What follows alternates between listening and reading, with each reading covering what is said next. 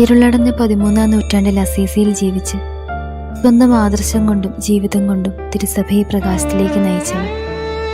അവൾ അന്ന് ഫ്രാൻസിസിന്റെ കൈപിടിച്ച് ദേവാലയത്തിലേക്ക് പ്രവേശിച്ചപ്പോൾ ഒന്ന് ഉറപ്പിച്ചിട്ടുണ്ടാകണം, ആ നിർമ്മല സ്നേഹത്തിന്റെ ഒരു പൊരിയെങ്കിലും തനിക്ക് ലഭിക്കുവാനിടയാകണം. ഈശോയെ ഫ്രാൻസിസിനെ പോലെ തന്നെ സ്നേഹിക്കണം.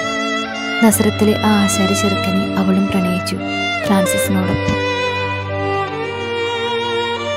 ഫ്രാൻസിസ്, കാരണം അയാളെ മാത്രമല്ലേ നമ്മൾ രണ്ടാമത്തെ ക്രിസ്തു എന്ന് വിളിച്ചുള്ളൂ. എപ്പോഴും വചനം പ്രഘോഷിക്കുക, ആവശ്യമെങ്കിൽ മാത്രം വാക്കുപയോഗിക്കുക എന്ന് പറഞ്ഞ അസീസിയിലെ ഫ്രാൻസിസ് മിഴിപൊട്ട് മുമ്പ് ഒരാഗ്രഹം പറയുവാണ്.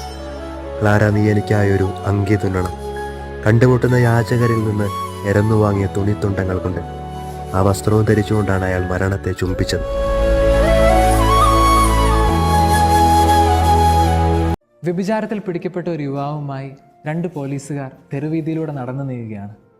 ഇവരെ കണ്ട് ഫ്രാൻസിസ് പുണ്യവാളന്റെ ശിഷ്യന്മാരിൽ ഒരാൾ ഫ്രാൻസിസിനോട് പറഞ്ഞു, നോക്കൂ ഫ്രാൻസിസ്, എത്ര വൃത്തികെട്ട മനുഷ്യനല്ലേ, ഇയാൾക്കൊക്കെ നമ്മൾ സന്യാസികളെ പോലെ വിശുദ്ധരായി ജീവിച്ചാൽ എന്താ? ഫ്രാൻസിസ് മറുപടി ഒന്നും പറയാതെ തല കുമ്പിട്ടിരുന്നു. അല്പനേരത്തിന് ശേഷം ഫ്രാൻസിസ് മുഖമുയർത്തി നനഞ്ഞ മെഴുകളോടുകൂടെ അവനോട് പറഞ്ഞു, there goes Francis, if not by God's grace. ഈ ഫ്രാൻസിസും അതുപോലെ ആകേണ്ടതായിരുന്നു. ഞാൻ അങ്ങനെ ആയില്ലെങ്കിൽ അത് ദൈവത്തിൻ്റെ കൃപ ഒന്നുകൊണ്ട് മാത്രമാണ്.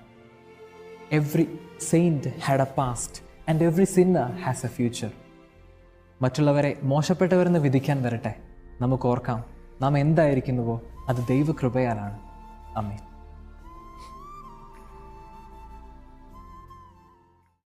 അസീസിയിലെ ഒരു പ്രമുഖ പട്ടുവസ്ത്ര വ്യാപാരിയായ പീറ്റർ ബെർണാഡിന്റെ മൂത്ത മകനാണ് വിശുദ്ധ ഫ്രാൻസിസ്.